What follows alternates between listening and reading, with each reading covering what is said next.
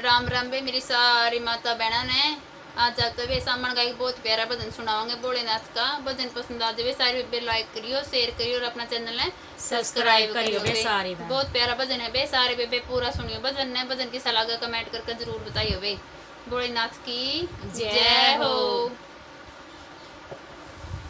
झूम रहा कैलाश भोले जी की भक्ति में, झूम रहा कैलाश भोले जी की भक्ति में, झूम रहा कैलाश भोले जी की भक्ति में, भोले जी की भक्ति में, शंकर जी की भक्ति में, भोले जी की भक्ति में, शंकर जी की भक्ति में झूम